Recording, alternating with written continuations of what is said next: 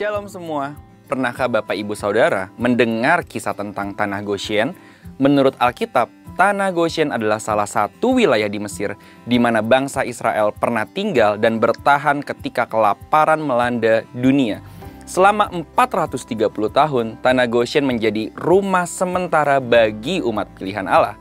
Uniknya lagi, ketika 10 tulah melanda seluruh Mesir, Tanah Goshen adalah tanah yang dikecualikan oleh Tuhan. Kisah Tanah Goshen telah menjadi gambaran perlindungan dan pemeliharaan Allah bagi umatnya. Oleh sebab itu, dalam Voice of Pentecost kali ini, kita akan membahas mengenai pemeliharaan dan perlindungan supranatural. Pertama, janji Allah kepada anak-anaknya. Yohanes 1 ayat 12 mengatakan bahwa setiap orang yang percaya kepada Allah diberikan kuasa untuk menjadi anak-anak Allah. Oleh sebab itu, kita semua yang percaya pada Tuhan Yesus Kristus dengan segenap hati adalah anak-anak Allah. Dan bagi anak-anaknya, ia berjanji dalam Matius 6 ayat 31-33.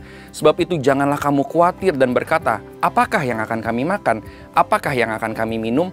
Apakah yang akan kami pakai? Semua itu dicari bangsa-bangsa yang tidak mengenal Allah, akan tetapi Bapamu yang di sorga tahu bahwa kamu memerlukan semuanya itu. Tetapi carilah dahulu kerajaan Allah dan kebenarannya, maka semuanya itu akan ditambahkan kepadamu. Pemeliharaan adalah bagian dari janji Tuhan kepada anak-anaknya. Selain itu, kata keselamatan dalam Alkitab berasal dari kata Yunani sozo, yang berarti menyelamatkan, menolong, dan menjaga tetap aman. Sehingga perlindungan juga bagian dari janji Tuhan kepada kita semua, anak-anaknya. Kedua, keistimewaan Goshen.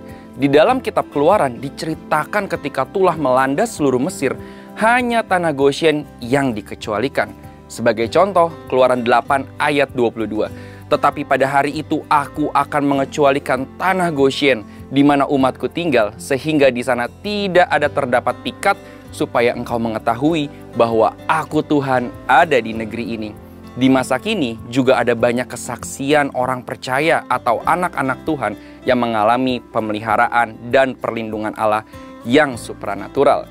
Sekalipun Tuhan dapat menolong kita dengan berbagai cara, namun kita jadi mengerti dan memahami bahwa pemeliharaan dan perlindungan Allah yang supranatural masih tersedia bagi kita sampai saat ini. Ketiga, akses masuk Goshen. Berdiamnya bangsa Israel di Tanah Goshen tidak terlepas dari peran seorang Yusuf. Yusuf memiliki otoritas dan kapasitas sehingga bisa membawa keluarganya tinggal di Tanah Goshen. Otoritas dan kapasitas ini diperoleh oleh seorang Yusuf paling tidak melalui dua hal, yaitu tujuan dan proses. Yusuf muda telah mendapatkan visi melalui mimpi bahwa ia akan berkuasa atas keluarganya. Namun tujuannya bukan menjadi penguasa yang dihormati bahkan disembah, melainkan penguasa yang bisa memberikan akses pemeliharaan dan perlindungan bagi keluarganya. Yusuf muda juga melewati proses yang sukar. Ia harus dijual sebagai budak dan ditahan dalam penjara. Tetapi kita sama-sama mengetahui, Yusuf keluar sebagai pemenang dalam prosesnya. Proses telah membuat Yusuf semakin memahami tujuannya, dan tujuan menguatkan Yusuf untuk tetap kuat menghadapi prosesnya. Bapak, Ibu, Saudara, kesimpulan dari pembahasan kita hari ini adalah Goshen adalah gambaran pemeliharaan dan perlindungan Allah. Bukan hanya untuk satu orang, melainkan satu keluarga, bahkan satu bangsa. Oleh sebab itu, mari terus mengenal Tuhan sehingga kita dapat lebih memahami divine purpose atau tujuan ilahi atas hidup kita. Dan Bapak, Ibu, Saudara, menanglah atas setiap proses yang kita hadapi. Barangkali seperti Yusuf, lewat hidup kita, keluarga, bahkan bangsa kita dapat mengalami pemeliharaan dan perlindungan Tuhan yang supranatural. Saudara, untuk penjelasan lebih lengkap dari tim teologi kami, silakan scan QR Code atau buka link yang ada di atas. Tuhan Yesus memberkati.